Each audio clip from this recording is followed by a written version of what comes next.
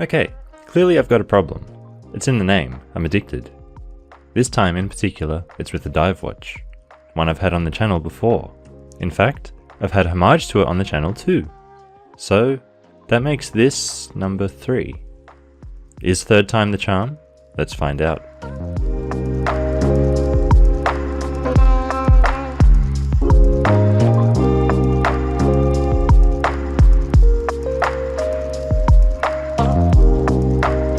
Welcome to Addicted to Watches. Today, we're doing it all over again. We're looking at another version of a watch I really like, but sold my original one as I was downsizing my collection. This one is a bit more colourful than that, but the core concept is the same. It's big, it's chunky, it's the Seiko SPB103, but you'll know it as the Sumo. Yep, this is the newer version, the Gen 3 I talked about in my video covering the San Martin homage. That means I've now had this, the San Martin, and the SPDC031 Gen 2 Sumo. I think it's safe to say I like the Sumo at this point. I've had a bit of experience with it.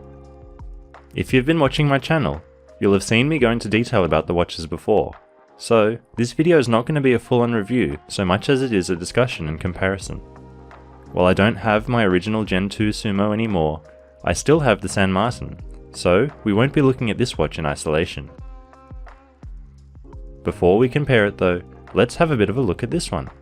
The most striking difference between this and the others I mentioned is its colour.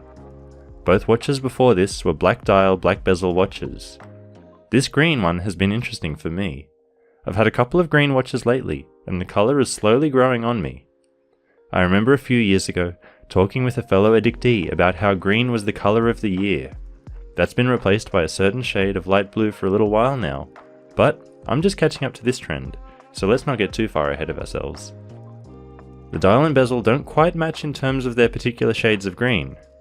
That's disappointing for two reasons. The obvious one is that the watch feels more cohesive and put together when the two colours match perfectly. There's nothing more visually disappointing than when a dial and bezel are just a little bit off from each other. On this, the colours are different enough that I'll pretend it was intentional, but maybe I'm just coping. Either way, that brings me to the other reason. I really like the olive green of the dial, and wish that the bezel matched that in particular. It's a more earthy, muted green compared to the brighter bezel, and I think this watch would have looked fantastic with the bezel in that less saturated shade of green. Mismatch aside, there are a couple of differences with this watch. I mentioned some of these in my San Martin video, one of which was the upgrade from mineral crystal to sapphire from Seiko. Usually you have to spend a decent chunk of change to get sapphire from a Seiko dive watch, so it's nice to see here. That said, if you look at the RRP of this, it's a frankly outrageous 1,300 Australian dollars. I bought this second hand, and I think I got a good price at 500, with a little bonus included that we'll see a bit later. Another point of difference is the movement. This watch has the newer 6R35 movement. It still has the loose daily tolerances from Seiko that we know and love, but at least it comes with an improved power reserve of 70 hours. There are times I've forgotten about this, and was pleasantly surprised to come back after 2 days to find the watch still running and ready to put on my wrist. Some people have complained of poorer accuracy and performance from this movement, but I've got 2 watches with it, and they both perform quite well for me. Maybe I got lucky. A difference you can see between generations, and one that I'm sad to see, is a change in font of those big beautiful numbers on the bezel. The older version, with those big chunky numbers, gave the Sumo a lot of character and differentiated it from other dive watches. The hands also changed slightly. The hour hand is not divided horizontally, but has a slight intrusion vertically into the loomed section. The minute hand also has lost some weight and slimmed up a bit. I didn't notice it until I compared it with some images online, but now I can't unsee how small that hand looks. Other than that, the watch is mostly how I remember my second gen to be. It's solid and chunky on wrist, but somehow works. The dimensions are big, but misleading, as it doesn't feel as big as you might think. Speaking of dimensions, let's get those out of the way. The diameter of this watch is a beefy 45mm. The height, a not insubstantial 12.9mm. Lug to lug comes in at 52.6mm, and the lug width is 20mm to try and balance it out a bit. Yes, it's big, but it carries its size well on wrist. One disappointment with the watch is the lume. It's Seiko's LumiBrite, so it's not bad by any means, but I distinctly remember my original Sumo glowing like a torch when the lights went out. This one glows well and for a long time, but the initial burst of light from the hands and indices leaves a bit to be desired when I think back to my original. Thankfully, the chapter ring and bezel insert all line up pretty well. If we were talking about any other brand, I wouldn't have to be mentioning this, but it is a Seiko, and they don't exactly have the best track record when it comes to this.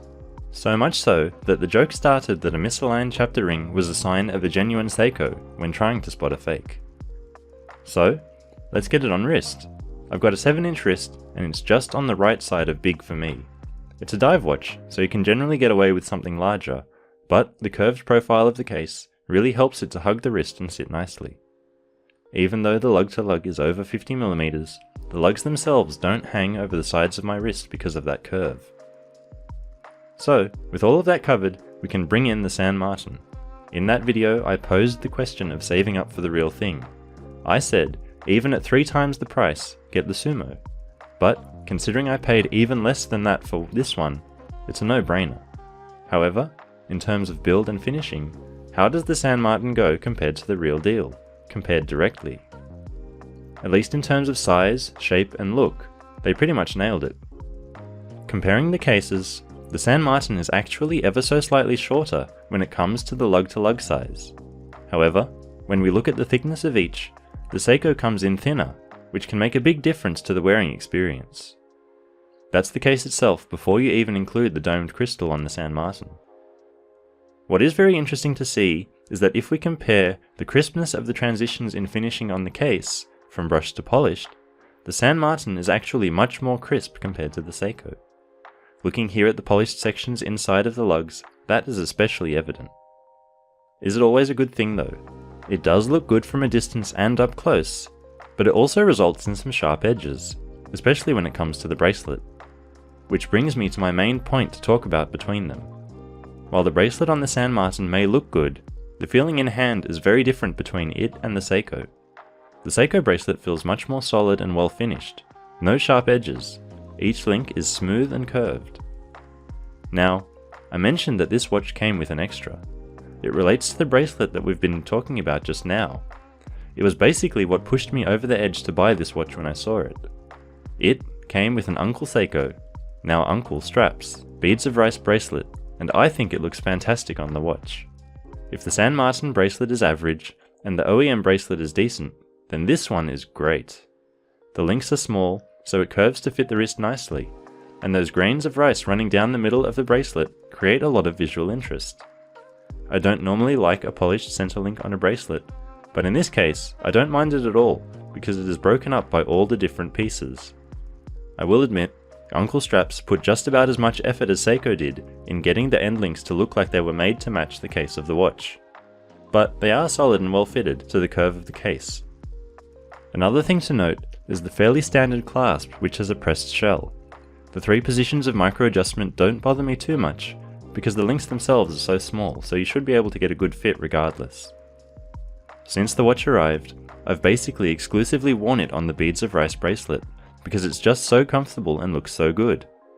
To buy one of these new from Uncle Straps is 150 Australian dollars, so not exactly cheap. While I'm not sure I'd go buy one at full price if it didn't come with the watch already, I'm definitely very glad it did come with the watch, and I don't have to. If it was 100, I'd say get it, no hesitation. But even at 150, it's definitely something to consider. It really adds a lot to the wearing and visual experience of the watch. What do you think about this watch? Or, more specifically, the watch on this bracelet? Have you got a strap from Uncle Straps before? I know they make one for the Seiko Saab and other models. They're even expanding into Tudor ranges now. Am I crazy for getting another Sumo? Let me know in the comments, and I'll see you next time.